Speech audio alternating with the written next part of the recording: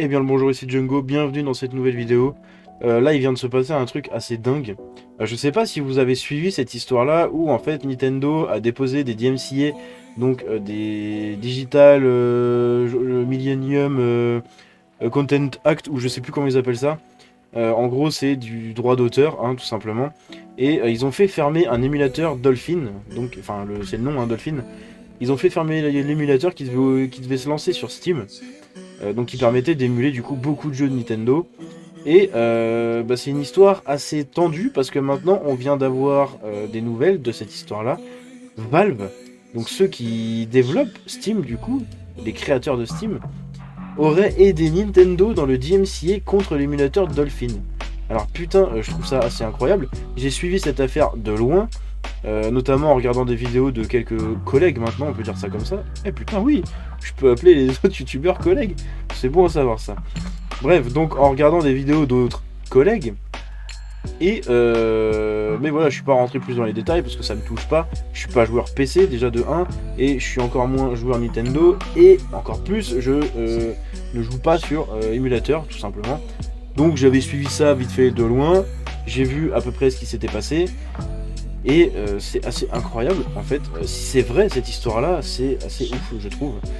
Les emails entre Nintendo of America et Valve montrent que ce dernier développeur avait une main active à jouer pour faire retirer l'émulateur de sa vitrine. Plus tôt dans la semaine, l'émulateur de jeu Dolphin a été retiré de Steam. À l'époque, il a été provoqué par une prise de force de DMCA de Nintendo, comme d'hab, hein, ils envoient leurs armées d'avocats et voilà.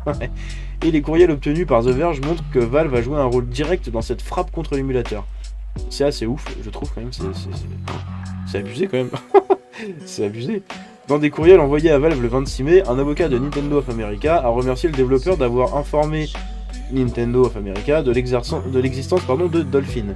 Ce même avocat a écrit que Dolphin contourne illégalement une mesure technologique qui contrôle efficacement l'accès aux œuvres protégées par le droit d'auteur. L'émulateur aurait permis aux utilisateurs de jouer à des jeux plus anciens qui n'existent plus sur les vitrines numériques ou qui ont fait faire des copies physiques. C'est beaucoup moins joli ça. L'émulation est un problème épineux pour les sociétés de jeux, mais Nintendo en particulier a fait un effort plus actif pour la freiner ces derniers mois. C'est dommage, en fait ils ont qu'à les sortir eux-mêmes leurs jeux. Le problème c'est qu'ils veulent pas. Et il y a aussi cette grosse histoire hein, où il y a énormément de chaînes qui se sont fait fermer, des chaînes qui diffusaient des musiques de jeux de Nintendo et qui se sont fait toutes striker, toutes fermées, tout ce que vous voulez. Ils s'en sont pris plein la gueule.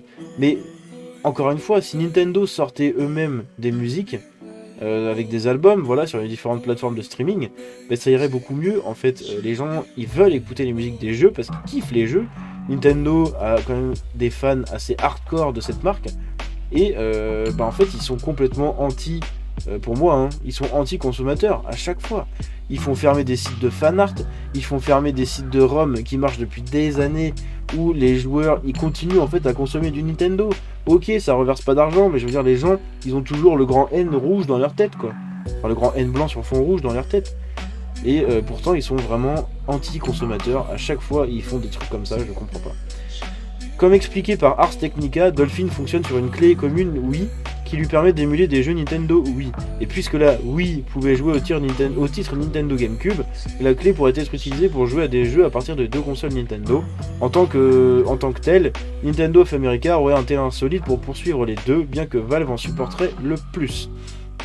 L'article 1201 de la loi américaine sur le droit d'auteur stipule que les entreprises ne peuvent légalement pas héberger des technologies qui est principalement conçue ou produite dans le but de contourner une mesure technologique. Cela signifie que si Dolphin avait été autorisé à sortir sur Steam, Valve aurait été sur le crochet puisqu'il a permis au logiciel d'exister sur son magasin.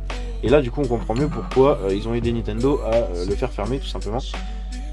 Cassie Hutchison, je sais pas si je le prononce bien, Cassie Hutchison Boyle de Valve a plus tard confirmé l'implication du développeur dans l'affaire. Elle a déclaré à The Verge que cela a attiré le Dolphin à leur attention de manière proactive, compte tenu de l'histoire de Nintendo qui a pris des mesures contre certains émulateurs, certains presque tous.